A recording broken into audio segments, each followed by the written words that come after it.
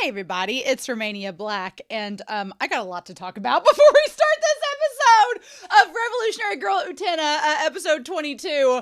I have a lot to talk about because I was gone for like a week and a half after my last recording. I had a business trip I went on, so I was gone all weekend, and so I didn't do any recording, which is usually a prime recording time over the weekend, so that didn't happen. So yeah, there's been a lot of comments come in for episodes 16, 17, and 18, and so y'all are catching up with me. But yeah, so I want to talk about all those. So this could be a kind of a long intro, so I hope y'all are okay with this, but it's been a while. Last week, Toga had a sword ripped out of him from one of Nanami's mean girl groups and decided they wanted to kill Nanami, but they were fighting Utena for some reason, and the Black Rose Society is like, well, damn, nothing's working or going our way. So at this point, before I dive into these comments, I have no clue where this is going. We've exhausted all the student council. They've all been used as potential fuelers of the Black Rose Society duelists. At this point, all there's left to do is talk about Mamiya and Soji and Akio, and I'm here for it, so that'd be great. We'll just see where that goes, right? Anyway, so I've got some comments I want to talk about. I really loved in episode 17 how Althussi, or maybe it was episode 18, in the episode with the Onion Prince, I think that was episode 18, where Althussi on Discord was like, the way that Soji looked down at him like, get out, you just have a crush, is kind of like the way they put when a straight girl bachelorette party goes into a gay bar. And I was like, that's so right, that's so true. But Althussi talks about in episode 18, which is the one with I'm thinking of episode 19 when they're talking about Soji's reaction with the Onion Prince. But episode 18, I'll show you all this post that they put on here. It said in episode 18, the figures on the desks holding the chocolate bars are Hanawa figures.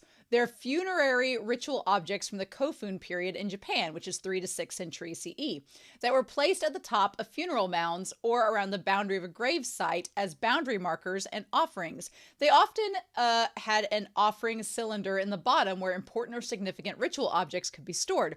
If you've played the game Animal Crossing, they might look familiar to you.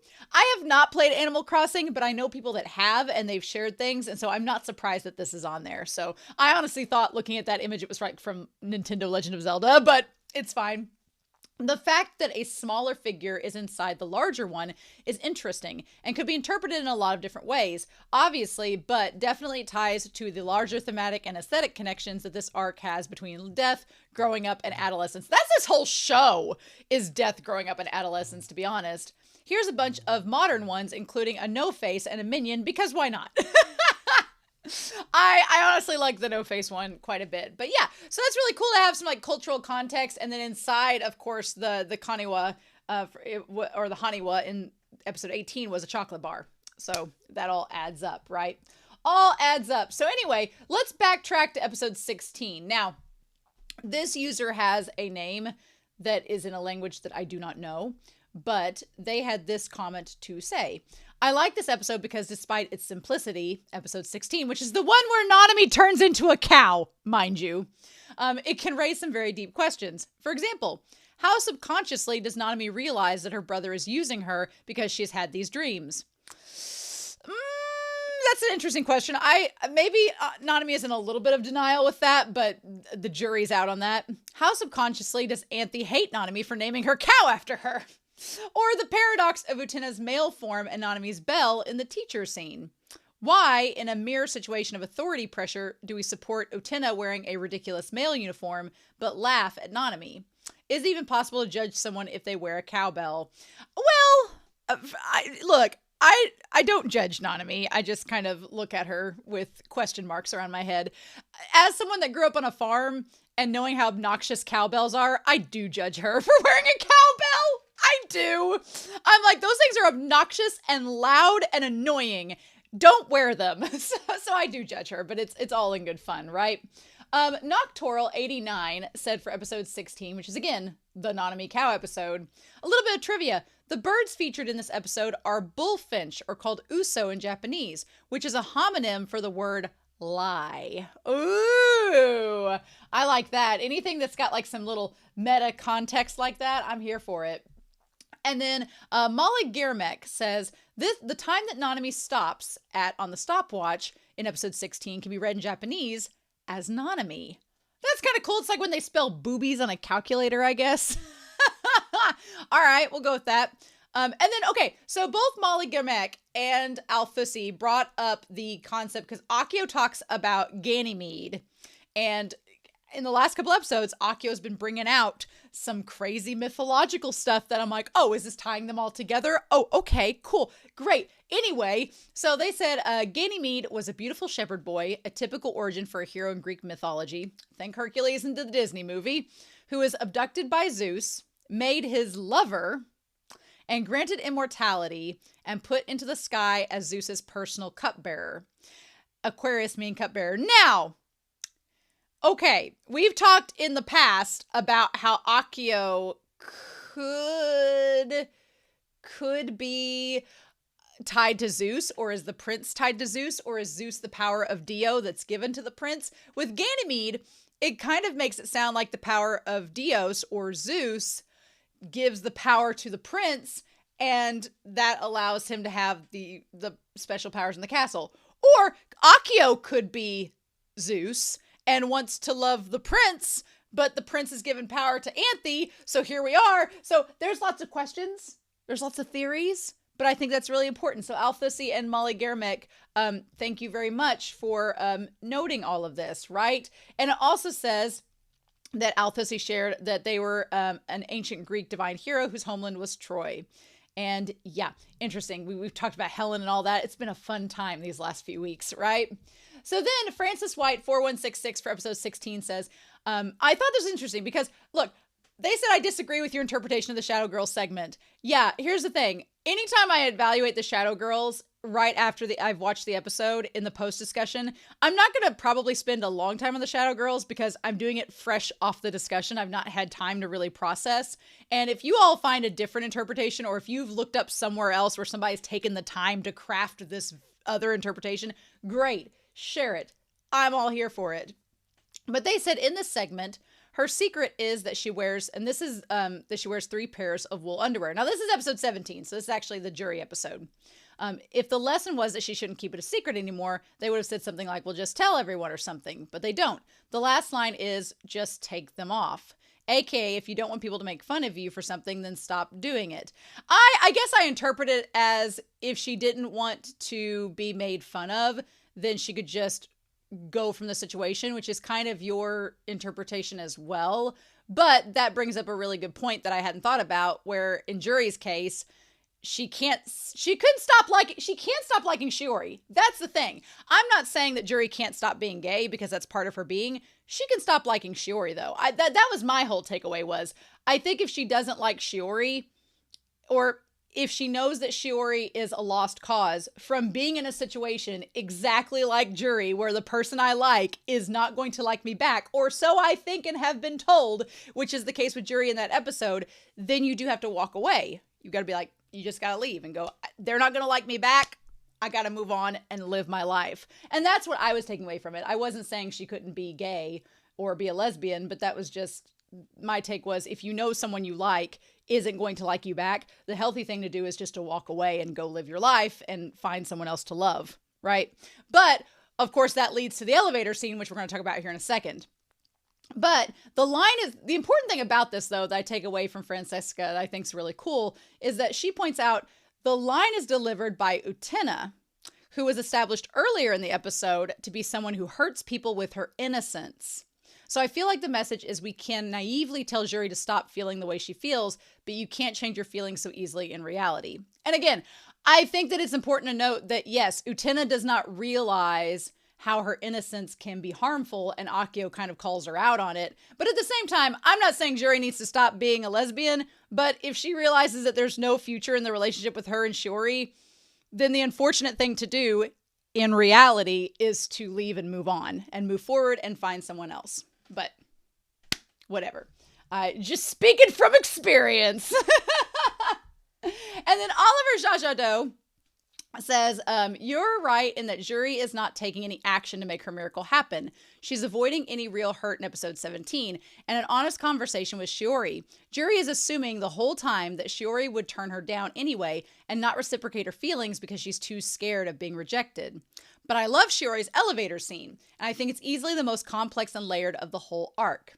I've always seen Shiori as being deep in the closet, or maybe the elevator in this case, full of internalized homophobia and self-hatred. And I would agree with that, actually. Shiori is obsessed with Juri, but denies any attraction to her, and ultimately thinks she must hold power over the otherwise more talented Juri because she feels she doesn't deserve her love. With how it's mentioned in the Duel song about two sides of the mirror and stuff, we also have a nice parallel of not only Shiori, but also Juri going down the student council elevator in this episode. I guess this must have been the first time we've seen the elevator go down, as we usually only seen the council members go up towards Toga during Toga's speeches. Yeah, we've never really seen the elevator go down, so I hadn't really noticed that. That's a good point. Yeah.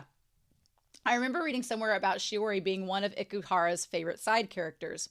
Therefore, it's not surprising and pretty obvious which character's point of view he's talking about in the episode commentary. So for episode 17, Thorns of Death, here is the commentary. I finally realized the truth. To think that she loved me back. What a miracle. But the loser in love is the one who lets their heart be ruled by it. Everyone's adopted a provocative attitude towards someone of the opposite sex that they think at least once or twice to get that person to notice them. So it's okay if I do it. This love will crumble if we touch. But when people don't touch, the love eventually dies away.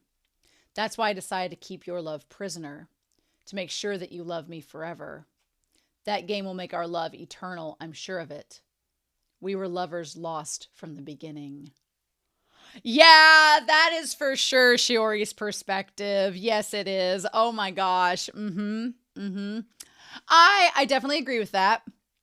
That really makes this episode make a lot more sense now, because I was trying to wrap my head around it, and I'm glad you shared this, Oliver, because that definitely makes me realize that, yeah, she feels like the love is never going to last or have any sustainability. So rather than just have loved and lost, she's like, but you don't want to like never love at all. She's just holding it hostage, and which is a dick move on her part, because you know what? Juri would like to enjoy her life too. So that is kind of like a bad move on her part, but I guess that's why she gets to go to the elevator and not the Onion Prince, right? So that's awesome. What a fascinating commentary. And then for episode 18, I know this is a really long intro. For episode 18, there are two comments. One is from Ira S. that says, this is the one with Nanami and Tsubaki.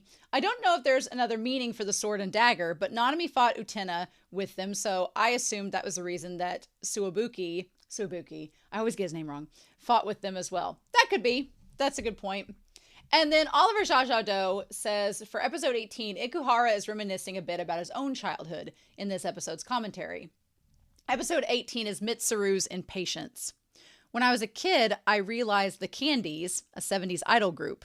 I really liked them, and when someone asked me who's your favorite, I was torn between Ran and Sue. When I was a kid, I really liked Pink Lady too. Someone asked me who's your favorite. I liked me, but for some reason I had the feeling that I shouldn't say that, so I fudged and said, well, I don't really like one more than the other. The Candies got their big break with the song Toshishida no Toku no Ko, or Younger Boy. It was a song where girls sang about a younger boy. You drive me crazy, but I love you. That lyric made my heart go pitter-patter. It was just as if they were saying, I love you to me. How delusional. Love and delusion are only separated by a very fine line. Ooh, I like that a lot. Yeah, so yeah. Love and delusion, huh? Well, if any two words are to describe the relationship between Suabuki and Nanami, it is love and delusion. That's for damn sure. So I'm sorry for that long introduction, but I really loved all of your comments. Those were all amazing, and they gave me such insight and perspective and helped to reaffirm things I thought about the episodes, and so I'm really, really happy about that. So yeah. Okay. I'm ready. I'm finally ready to go. So let's not waste any more time, y'all. I don't know what to expect. we're just gonna have to see. So we're gonna start episode 22 of Revolutionary Girl Utena, and we're gonna do that here in 3, 2, 1, and I'll see you all on the other side.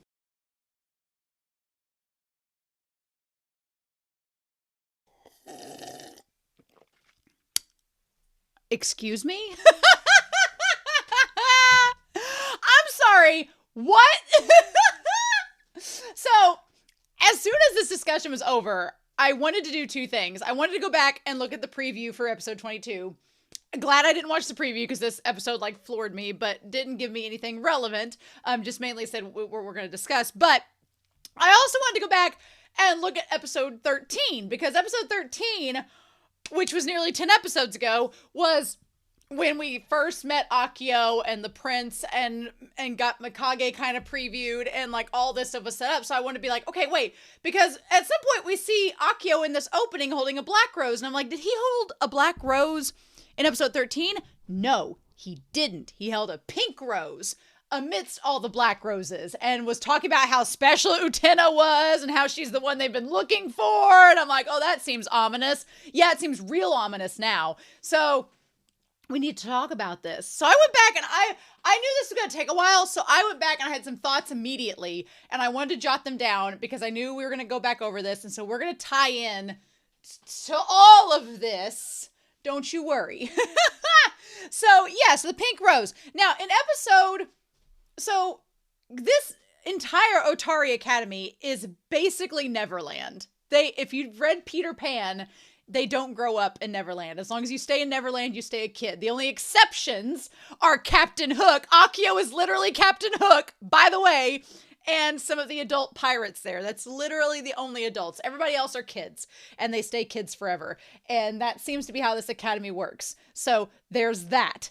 Okay, so that explains, do I question the aging process and time stopping at this academy? There's a castle in the sky and a giant spiral staircase that leads to supernatural events. No, I'm not questioning it. We're gonna treat it as real, right? So, okay, in episode 13, they talk about the 7 duels that Utena has had so far, and we talked at great length about that. What I think is interesting is that we started out with Saionji and 2 duels. We had friendship and we had choice.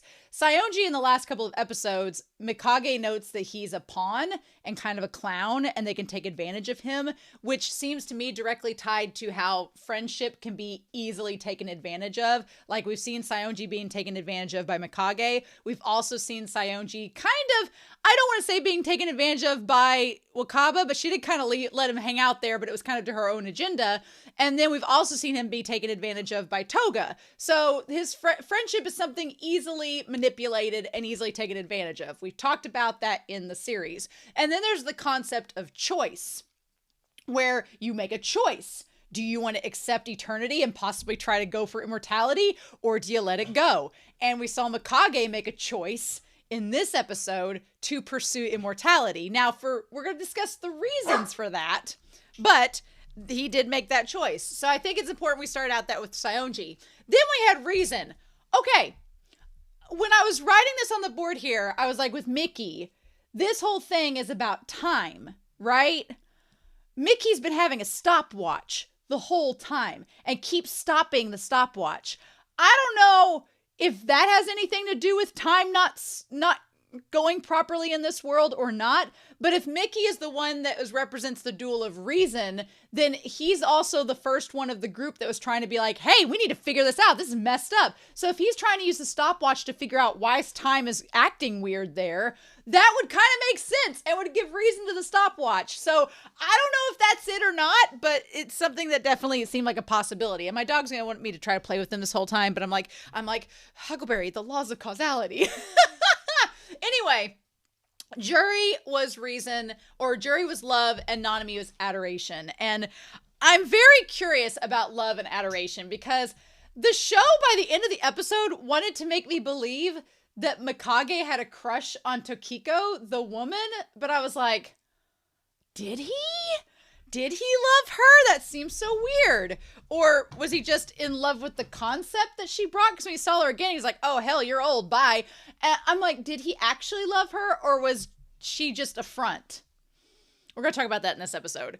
And then obviously Mamiya as well as that. But I think the love and adoration thing we're going to talk about. And then the final duel was with Toga, and it was about conviction and self, which seems to be Mikage signing on to be part of revolutionizing the world. So there's a lot going on here, which we'll talk about. Mikage was Nemuro.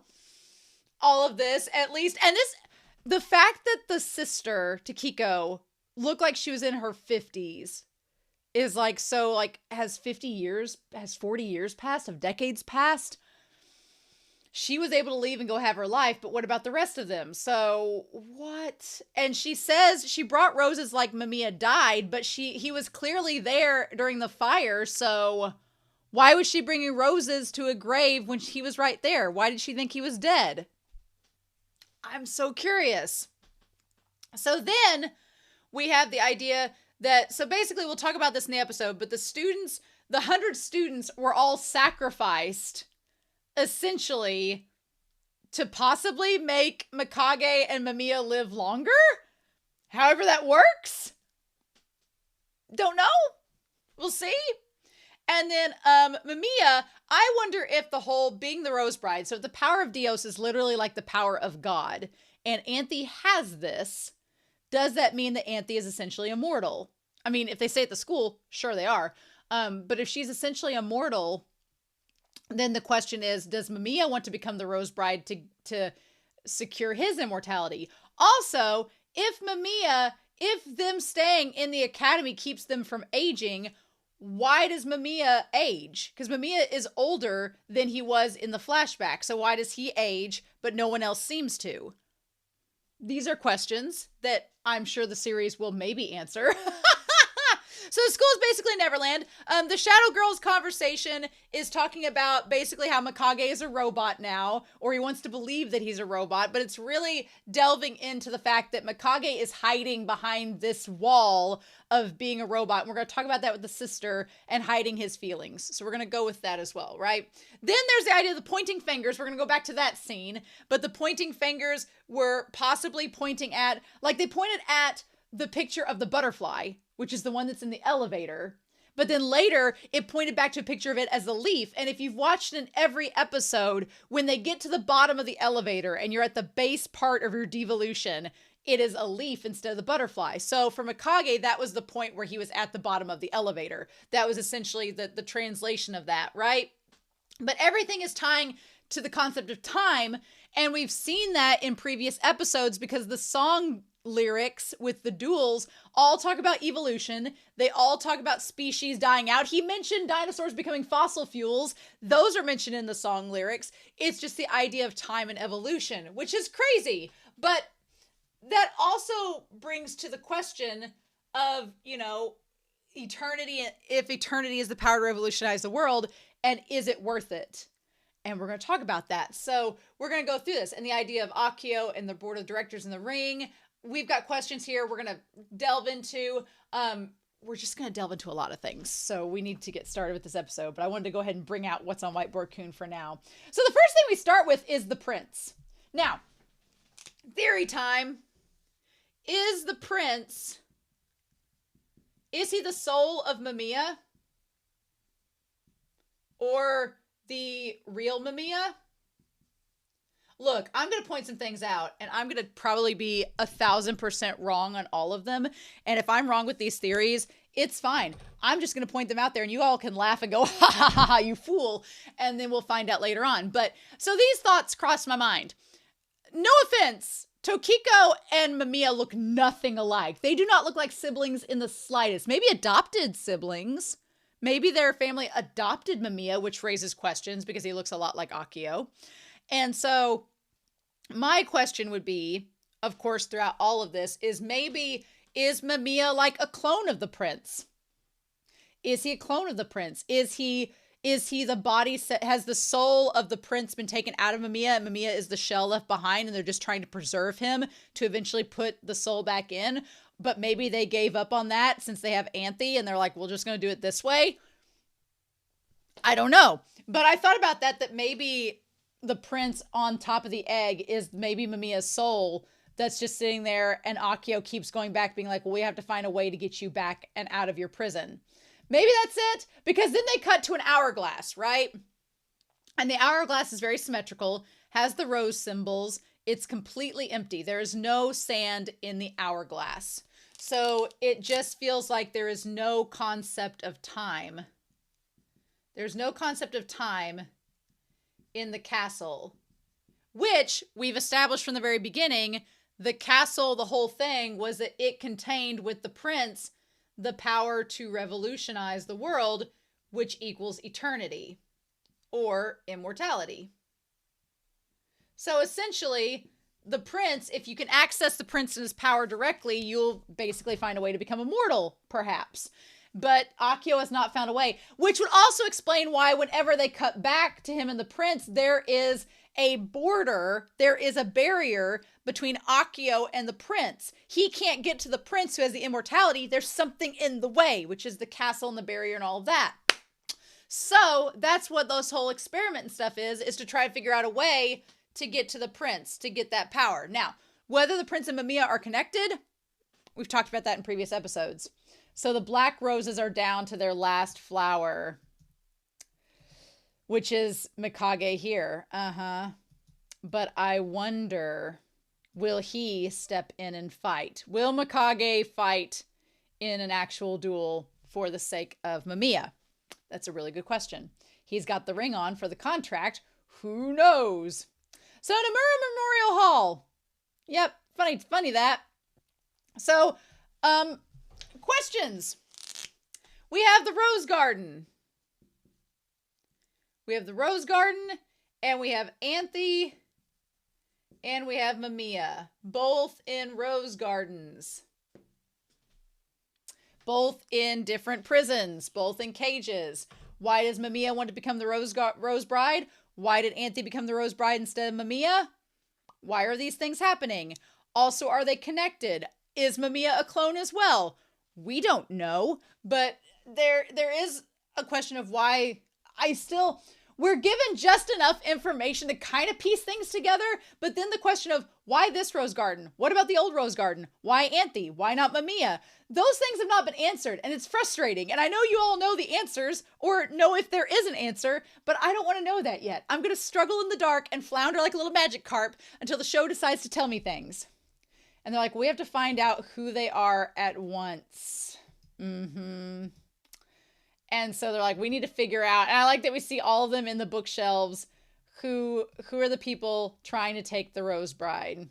They're not trying to take her. They're trying to kill her. And it's our duty to maintain order as representatives of the student council.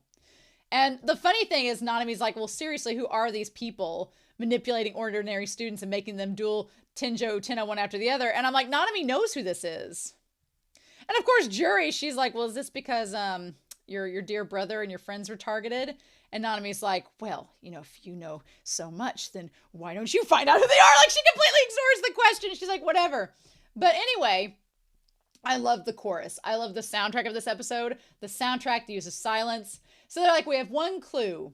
Only someone chosen by the end of the world has the rose seal. Well, by that logic, is the end of the world Akio? It would seem that since Akio was the one handing out the rings to make the contracts, he would be the end of the world. It would also make sense if he was the one working with Toga. That would make sense. And Mikage, because Mikage knows Saionji and knows Toga and all of that. So that all makes sense. Okay. So then, the question is, though, if Akio's been the ones giving out the rings as the end of the world contracts, then why did he give Utena the ring? Did Akio give Utena the ring? Is she gonna get even more confused when he says that he's her prince? She's like, oh, first Toga and now you? What? So, but also the rings are supposed to, there seems to be this disconnect to what the rings mean. Because at one end, the rings were contracts in the past, but now they are rights to duel. They're rights to duel and access eternity, which essentially has been given to Anthe as the Rose Bride. So it seems like the purpose of the ring has been somewhat redirected or restated. But I'm wondering if, like, is Akio, if you have the ring on your hand, does that mean Akio has the possibility to control you? Is that going to be used in the future? Is Akio going to use the rings to try to control people? Did Akio give Utena the ring? If these rings are contracts or signs that you want to pursue immortality, why was it given to Utena when she was a kid? When her parents died? Were her parents part of the board of directors? I feel like the board of directors are all these, I was getting monster vibes throughout this entire scene, because I feel like, I'm like, are the board of directors like a cult, and they were all after immortality, and they were using this academy as like the foundation of that to like invade into, because here's the thing, if Akio's been on the board of directors and the Otari Academy's president like knew about it, is that why her dad fell sick? Did she figure out that Akio hasn't aged in like 30 years and was like, oh shit, he wants to marry my daughter? What? But I'm like, why give Utena the ring? What was the point? Like, why give it to her at the beginning? It seems almost like, I don't know if the prince gave her the ring instead of Akio, was he trying to do it as like a clue of come find me and save me, girl? I'm being held hostage by this crazy man. And just, he gave it to her like in the hopes that she'd one day come for him. I don't know. And we're going to have to figure that out for ourselves as we go. But I love this like train stop traffic light. It made so much noise and it felt so intentional. Like it was just doing that to be a distraction. It felt to me like Orson Welles, like in Citizen Kane, where there's a moment in Citizen Kane, because that's a long movie, and there's a moment where there's a lot of exposition, and to wake the audience up after the exposition, for whatever reason, the director inserted this giant caca to like wake up the audience and go, oh shit, what's going on? Right before the next important scene happened. So it seemed like, while this also was a distraction with how much noise it was making, it was like trying to get our attention while this exposition was happening, be like, hey, pay attention. This train stopping is pretty significant. And it says, our enemy, the lurker in the shadows, could be the end of the world. I love they're reading these books like they're going to find answers. If you think about all the evidence, it's someone who's backing from the end of the world, who has backing from there. That someone must be within the academy. I like that they have all these books, even though they're going to give them no information that's helpful. And then they're like, oh, sorry, I couldn't hear you very well. Like, oh, shut up. So anyway, Utena discovers Choo-Choo, who has been caught in a trap by Mikage, or Nemuro, however you want to say it. And so she's like, oh, you man that's in his 40s posing as a high school student? Sure thing. That's why all these people look like they're 30 when they're in high school, because they haven't aged. They've all been stuck in a time loop forever. She's like, how do you know my name? And he's like, oh, don't worry, I've been stalking you for quite some time. He doesn't say that, but it's literally what he means. So he's like, oh, I'm Mikage Soji from the high school. I'm like, I bet you are. She's like, you're supposedly the genius high schooler who, hasn't aged.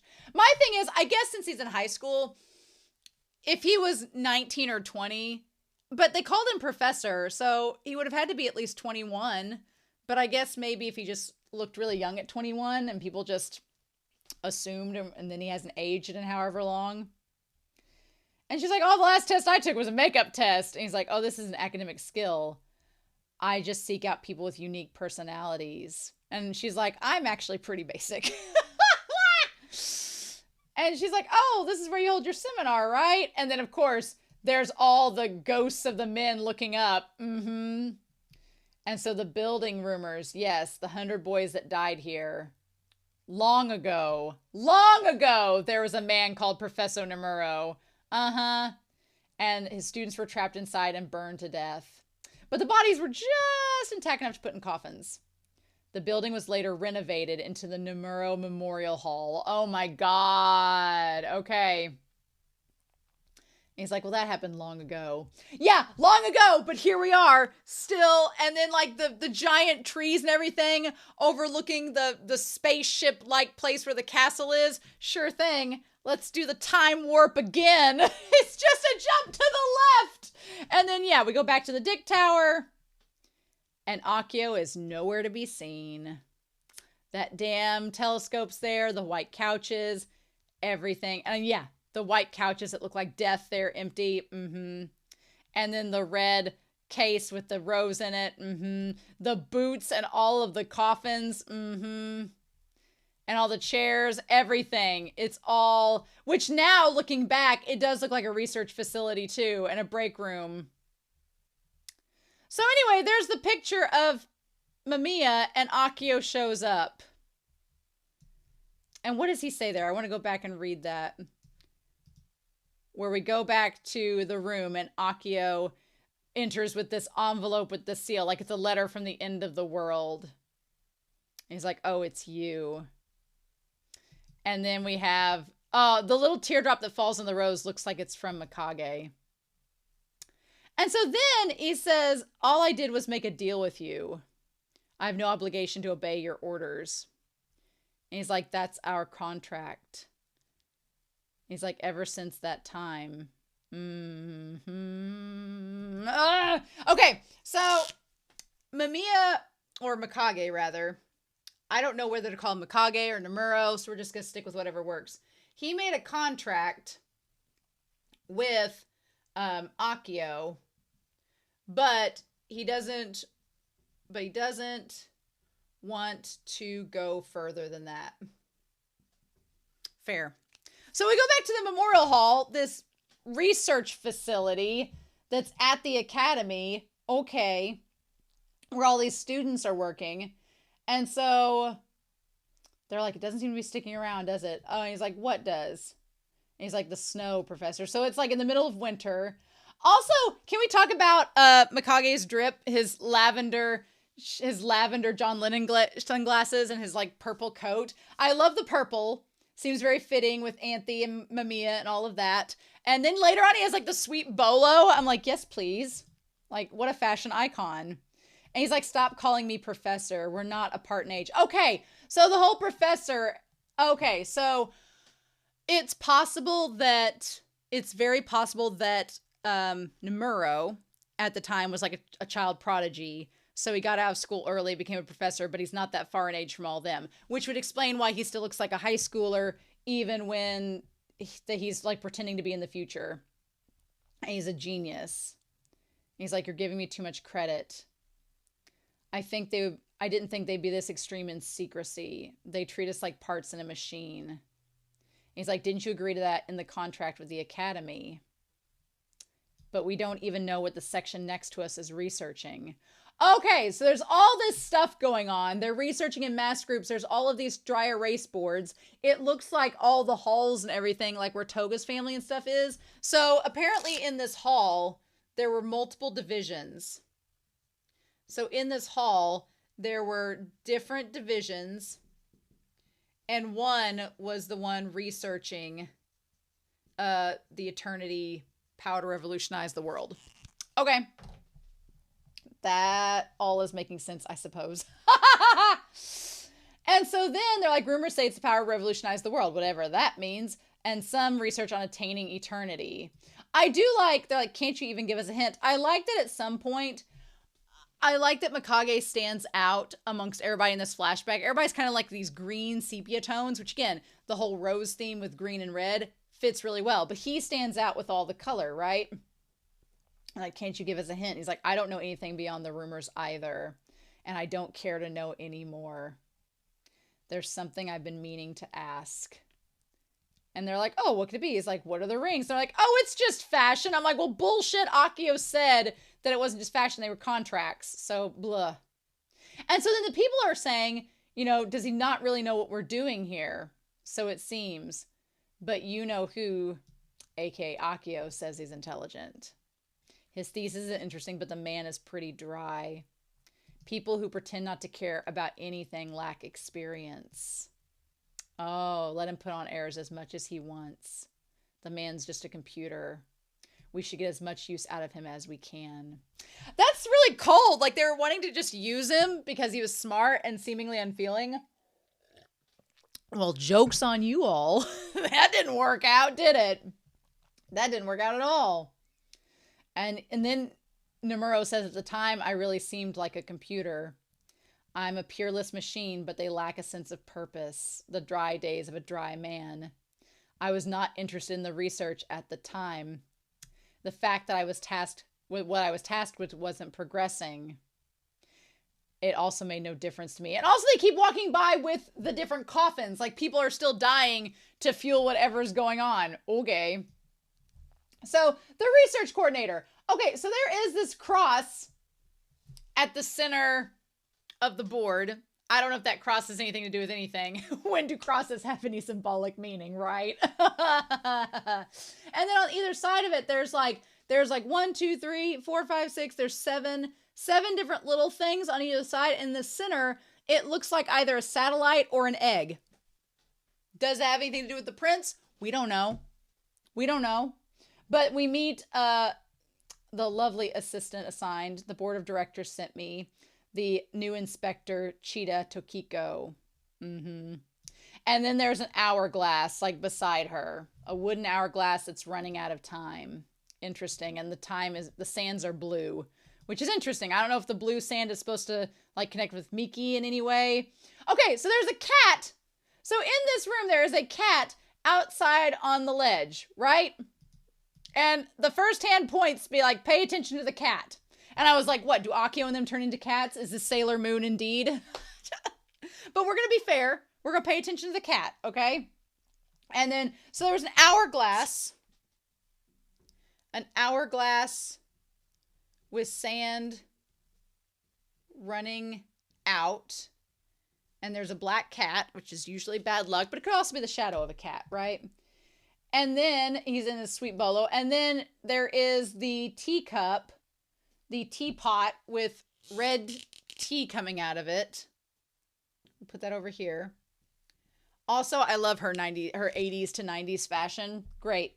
So there's a teapot with the tea coming out. I don't know the significance of that here. She's like, the streets around here are awful. Then there's the butterfly, which we know is the start of the elevator journey. The butterfly in the glass case. We know about that. The slush just makes things difficult.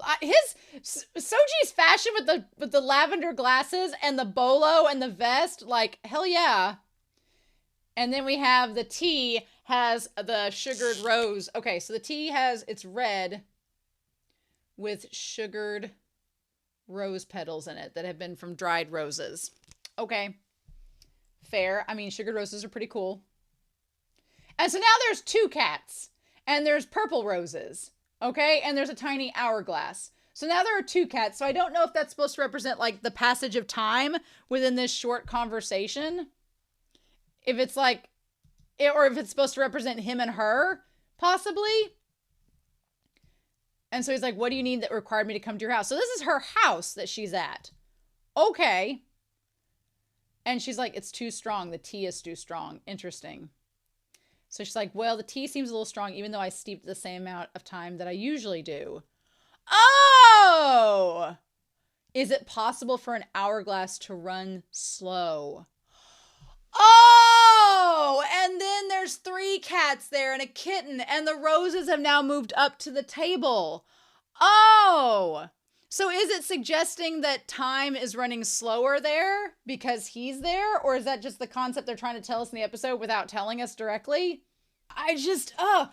There's so much going on in this episode. And they're like, you're not the type of person to take orders from others. Now that's what she says about him. And she's like, but genius is something divine. Its essence can't be tied down to this world. And he's like, I'm not a genius. She's like, well, then why are you working on this assignment? So it's interesting that he keeps saying that he's not a genius. Like he tries to say that he's not. He says he's like a computer, but he doesn't think that he's like into the world, like smart or whatever. But you can definitely tell that Mikage kind of gravitates towards people that give him human praise. Because it almost feels like everybody calls him like a genius and a computer. And so he just kind of conforms to that stereotype. He's like, fine, if you're going to say I'm a heartless robot, then that's what I'll be. But then when the sister and Mamiya both give him genuine compliments and treat him like a human being, that's when he kind of opens up and seems a lot more receptive, because that's, what anybody really wants deep down inside. And she's like, well, then why are you working on this? And he's like, well, it's just for business reasons. and I'm thinking of doing more than I think I'm doing more than my contract calls for. As it is, He says we have 100 extraordinary boys assembled at Atari Academy. Now, for whatever reason, I wanted to go back because they pointed at that one, right? Why did they point at that one? Why was that important? I wanted to go back and see who that was. Did it matter who they were pointing to? They pointed to someone there. Who was one of the people they were pointing to? Did it matter? Oh, they were holding hands. Oh, they're pointing to the fact that the two guys there were holding hands. So why are you calling them out, pointing finger? Why are you calling out those two gay men? Why are you doing that? Like, what? So they said we're all pursuing this eternity. Why are you pointing out the fact that they're holding hands, show?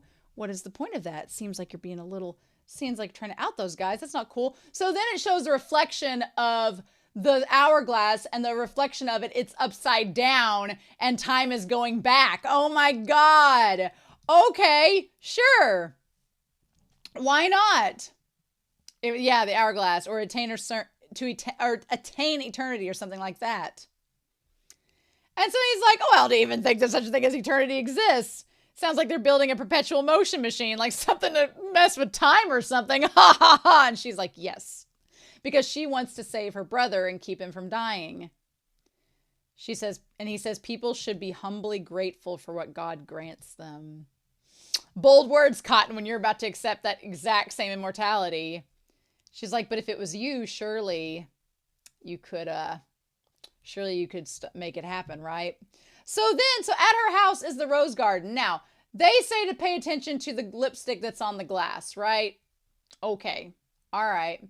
And then there is the rose garden. She's like, weren't you told to be in bed for the rest of the day? Now, I don't know. She says it's her brother. So I don't know. Is Akio her dad? Is Akio her brother too? How does this work? And he's like, I was worried about the roses. And she tells him to go back to bed. And then she says, there's nothing I hate more than someone who neglects their own well-being. And she's almost about to cry there, which is interesting, with him. And Mikage is like, what the heck is going on? She tells him to hurry up and go to bed. And so then we see Mamiya in like the little robe, looking like he's from the secret garden. Looking like this from the secret garden. He's like, I'm his little brother Mamiya, and I wanted to meet you. Is it because of the odd rumors? They say I'm more computer than man. I like that Mikage is just so convinced. He's like, I'm a monster. He's like Phantom of the Opera, and Mamiya's like, no, I read your thesis. And I love the black roses are at the center of the table, which is really crazy.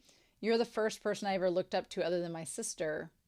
My sister came to the academy to meet you. He looks a lot like Anthe there. And I'm like, dude, what is going on with all of them? What is this? What is this? So she has to give him this injection, right? She's like, I have to do this since you won't sleep like you're told. She basically has to sedate him, which is interesting. What's even more interesting is when he says that he likes when she gives him injections. So Mamiya wants to go to bed real bad and doesn't mind being sedated, or he's a bit into pain. You take that however you want to. So I'm like, when you pricked your finger earlier, touching the rose thorns, was that because you liked it? And then Mamiya sucked your fingers? Is that because you liked it? And it's for his sake that I involved myself in this. Okay. And then there's a picture of her and him by the roses. She's like, there's nothing left to do but accept that there is no hope. Or so the doctors tell me. But if they can find eternity... And then he's like, well, this has nothing to do with medicine. It's not like it will cure your brother's illness. Right, which is where the whole Rose Bride thing probably comes into play. Also, quick note, speaking of Monster, this whole mantle place with the giant mirror and everything, if you've seen Monster, you know. It just looks awfully similar. But there's the roses on there as well. Lots of roses.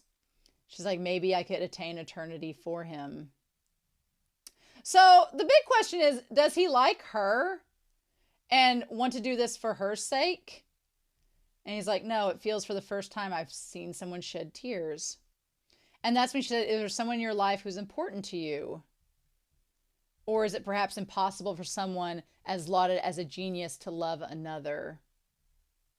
And then he says, and he looks back at her and says, indeed. I don't know. I did not get the chemistry between him and her, which maybe it's supposed to be hinted at, and he did like her, but I don't know. Maybe it's just him. I definitely felt more chemistry with him and Mamiya than I ever did with her and him. It just almost felt forced, right? Like he had to like her or something, but we're going to talk about that as we go further, right? So then we have all these dead trees. I love the two guys holding up the dead trees in the background. Freaking hilarious. And he's like, up until today, that had been the case. Okay, so I guess until that day, and maybe he did like her. And maybe, since he was kind of an awkward guy, the whole him falling in love was very subtle. And he was like, well, I guess I do kind of like you. And you're trying to pursue eternity to help someone you love. Sure. Okay. So from there, he got really eager about the project.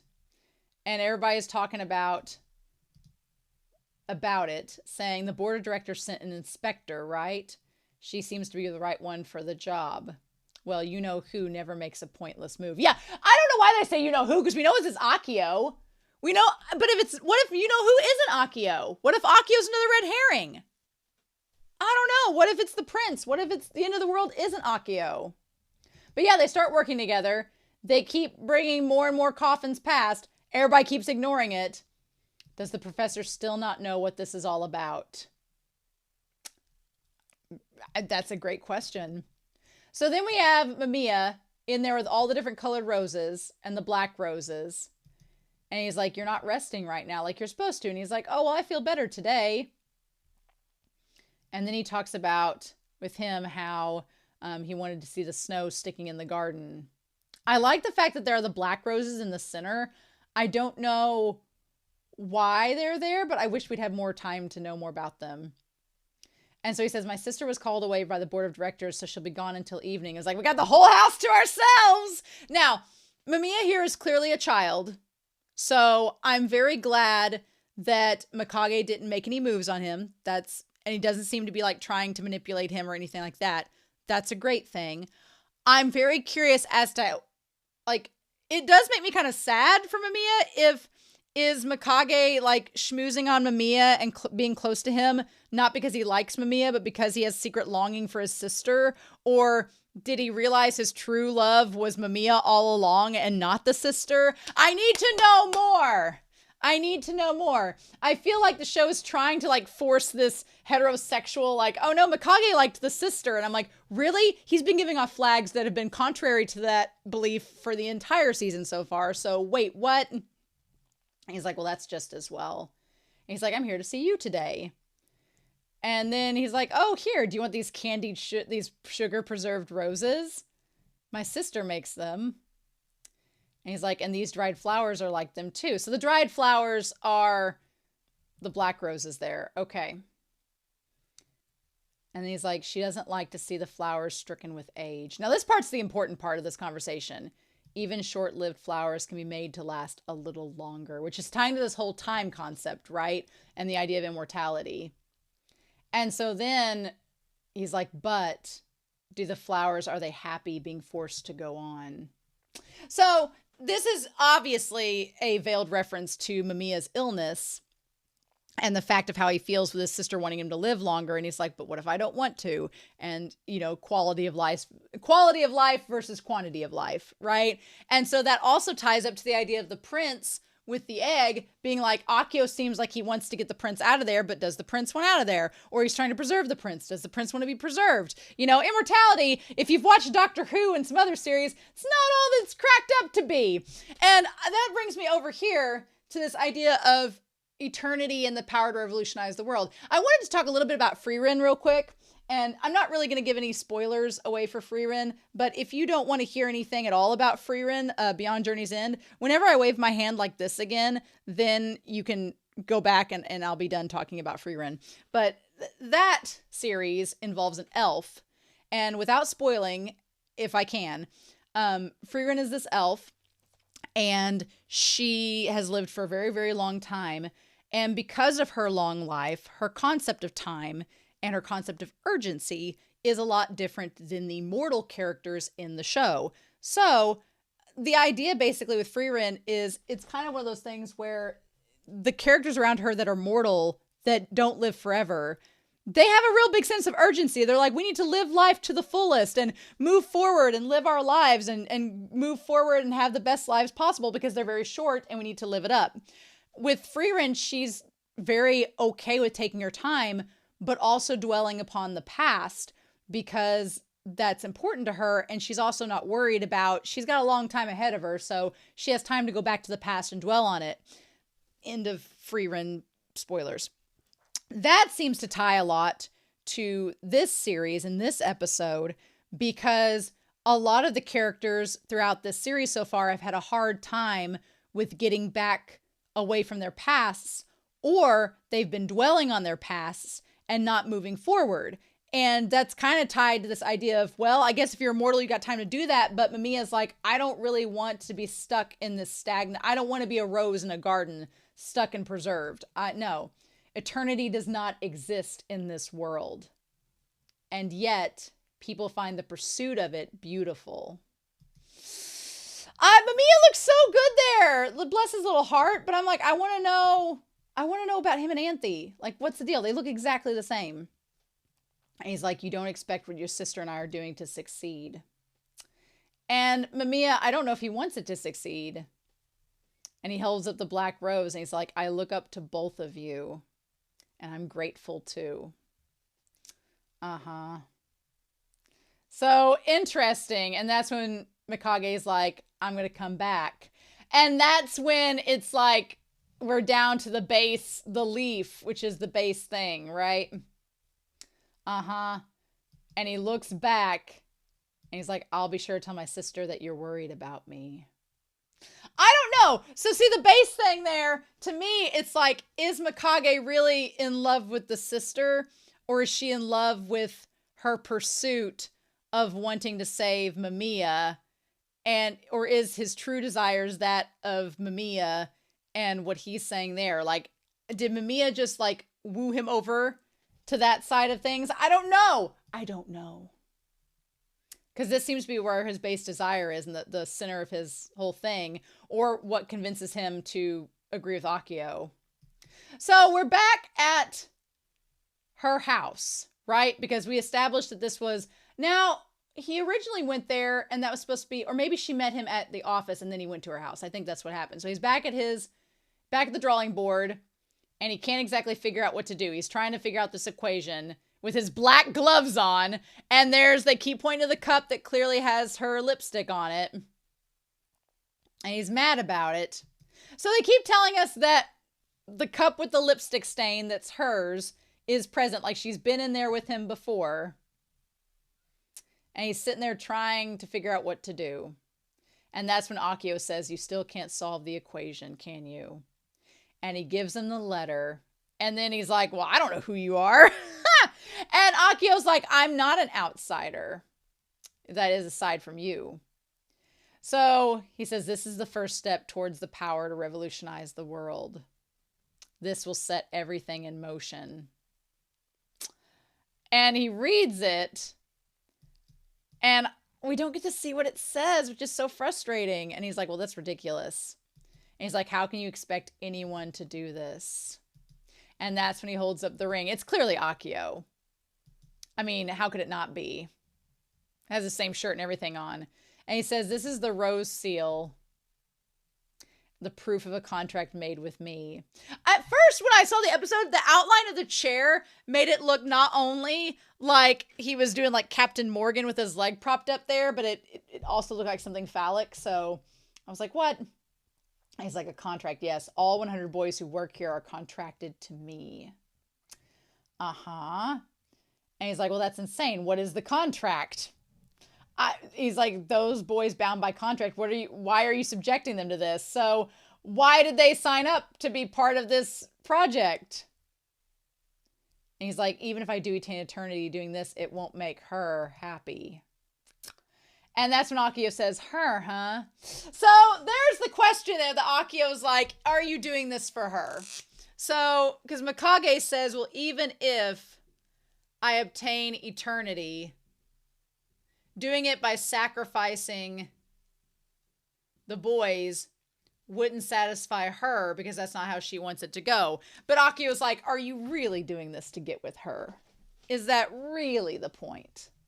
Or are you just saying that? And then he drops the ring in the cup with her lipstick on it. And he's like, should you desire eternity, put it on your finger.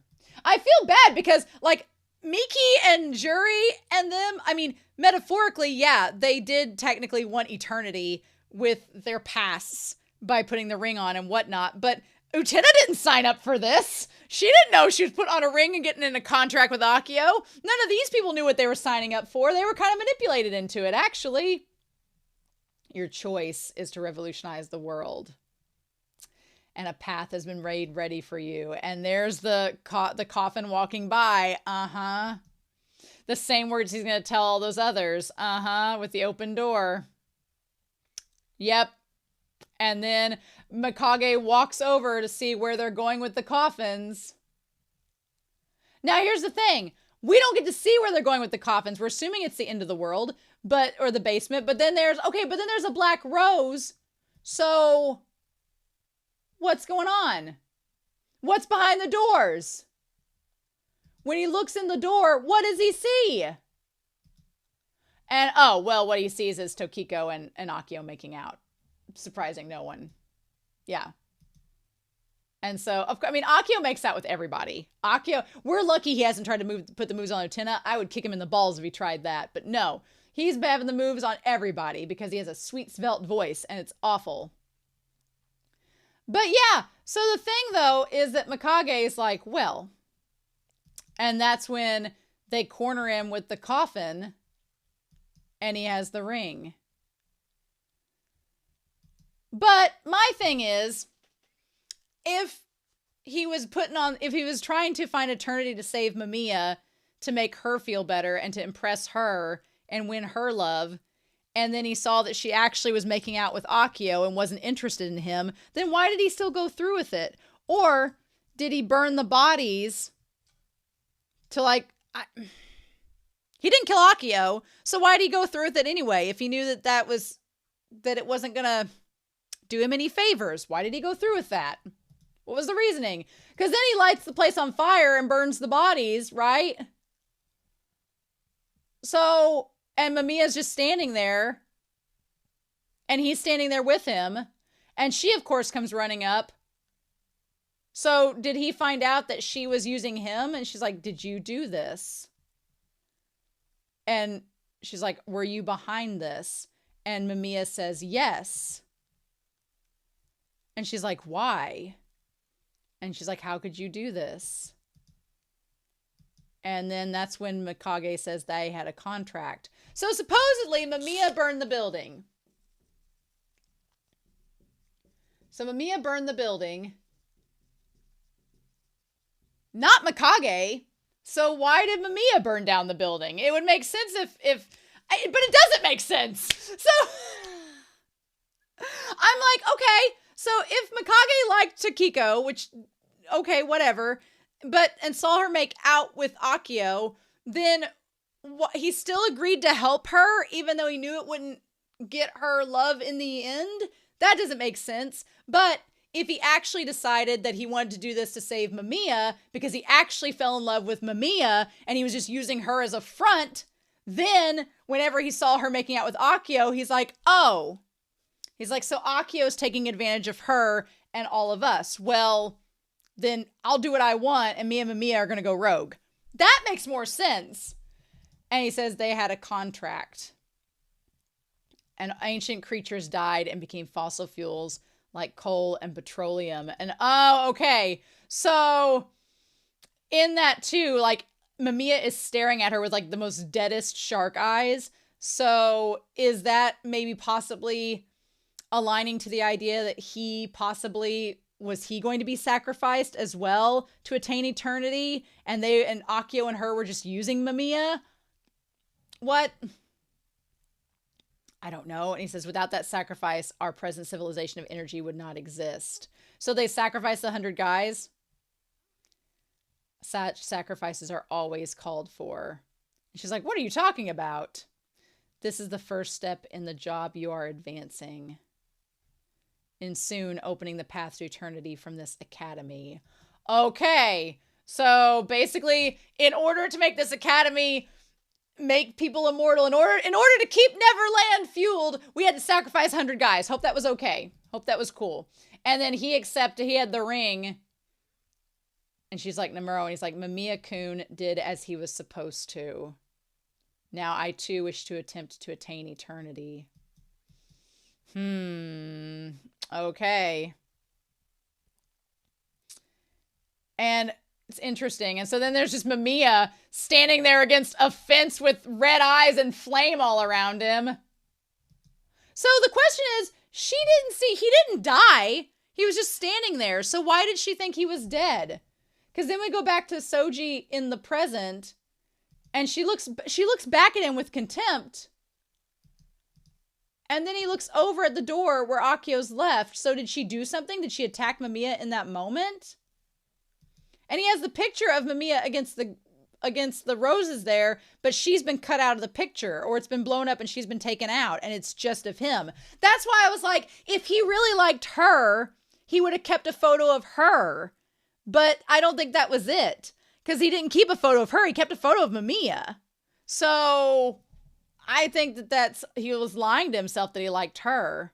He took the ring because he wants to save Mamiya. He don't give a shit about her anymore. Okay. And then she gets done placing the roses at a gravestone, and her hair's all grown out and she's older and she's dressed in black. And she's walking at the academy and sees him. And she stops and looks his direction. But he walks on by her and doesn't even recognize her. Or he doesn't seem to care to recognize her. So did he not see her? And that's when we had the Shadow Girls conversation about the robot, right? About being superior to humans and catching many monkeys. They don't worry. They just catch the monkeys and they don't feel lonely because the robot has captured all the monkeys and we can work indefinitely. But looking at you makes us feel lonely. But I have monkeys. So then she goes and sees Akio and says, it's you. And he's like, it's been a long time. The academy has changed a lot. She says, just now I saw Professor Nemuro over there. And he doesn't say anything, right? And he's staring at the garden where Anthe is at. I'm like, if you know where Anthe's at all this time and you want to kill Anthe, why don't you just go and do it? Like, you know where she's been this whole time and you want her dead. Why aren't you stepping up and doing the job yourself? Why are you sticking everybody else on it? What? Does that have to be done a certain way? And then, so Utena is getting on to Anthe, being like, you don't have to do what these mysterious people tell you to do. So I don't know if I'm assuming Utena is talking about these people that have been targeting her. And she's like, hey, if any of these people try to hurt you, you don't have to do what they say. Right? And then that's when she's like, but it isn't up to me. She says, I am the Rose Bride after all. So Anthe feels insecure. She doesn't feel like she has any power in this situation. Utena's like, what the heck's going on? People can't hurt you. Don't let them think that they can. And then she's like, oh, you dummy. And then we have Mikage looking at the two of them in that moment. And she says, there's nothing I hate more than people who don't care about their own well-being. And that goes right back to the sister and Mamiya. And that's so crazy. But it's like, I feel like in both situations, I feel like I feel like there is an innocence and a naivete there with both the sister Tokiko and Utena. But with Utena, I feel like it's more innocent. Like, Utena is not plotting with a research facility to give people immortality. But Mikage has made the connection between Tokiko and Utena, so he may think that they're one and the same, and it may point that out in the future, right? But I feel like maybe there's definitely the possibility for Utena to be different than Tokiko, because Utena is coming at it from, like, this innocent feeling of love, where she does love Anthe and she doesn't want Anthe to hurt. And I feel like with the sister and Utena, it's almost looked at in a bad way. And I know that we've talked about in previous episodes that Utena should not force her own desires onto other people, that other people should be free to make their choices, and that she needs to not be the one to, like, be a savior for someone else. And so I can see that same mentality kind of with Tokiko versus Utena. But in the same vein, I'm like, I don't think there's anything wrong with wanting someone to be, take better care of themselves. I don't think there's anything wrong with that, as long as you're not pushing your own agenda on them. Now, with Tokiko, she was wanting Mamiya to get healed because she felt that was the right thing to do. And Mamiya makes clear to Mikage that he may not want to be healed. But then, why is he still around and making out with Mikage? What the fudge? Is Mikage realizing that maybe he's pushing his desires for eternity onto Mamiya because he cares about Mamiya? Is that it? Why does she think Mamiya's dead? So maybe that is it. That maybe Mikage is seeing how Tokiko was pushing her own desires and her own selfishness for wanting Mamiya to be alive onto Mamiya, who maybe didn't feel the same, and Mikage maybe doesn't realize he's doing the same now. Mamiya's still alive, so what the fudge? But then Utena is also pushing that same feeling onto Anthe instead of asking Anthe how she feels about it. Whereas Mamiya couldn't tell his sister, he could only tell Mikage. And then she looked over with, the tears in her eyes in that moment. And he's like, Tokiko, just like you, he hasn't aged a day since then, has he? And he's like, well, those who stay in this garden we call our academy will never become adults. And she's like, well, whatever this is, it's wrong. She's like, yeah, bye. She's like, this is not right to stay here in this garden. No, this Garden of Eden. And he's like, well, are you leading a normal life? And she's like, yeah, she's like, I am. My husband's a kind person and he's good to me. He's like, well, then what brought you here today? And she says, I came to visit my little brother, Mamiya's grave. And then he, like, lowers the stargazing shield. And we see, she says, surely you know that to bear fruit, flowers have their petals stricken from them. So basically saying that in order to get anything done, sometimes you have to do something not very nice to get something good to happen. And she's like, indeed. And that's when Mamiya plucks the black rose. So is Tokiko going to take a sword from Soji to fight Utena in the next episode? What about Mamiya? What about all this? What? Y'all. And that's the end. It's fine. We're all good there. It's totally fine. Everything's great. Everything's fine. So basically we have come to find out that time has stopped. The Otari Academy is basically Neverland. Akio is perfectly fine with time stopping in this place. Mamiya is still alive for reasons. Tokiko thinks that he's not. How's that going to shake out? Mikage and her haven't spoken. How's that going to work out? I think Mikage secretly likes Mamiya, but what we're going to do with that? So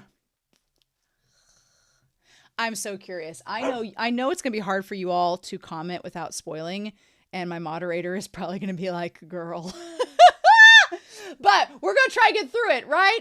Okay. Hopefully by the time this episode airs, I will have watched some future episodes and it will not be as scary to worry about spoilers. But anyway, I'm excited to hear your comments down below.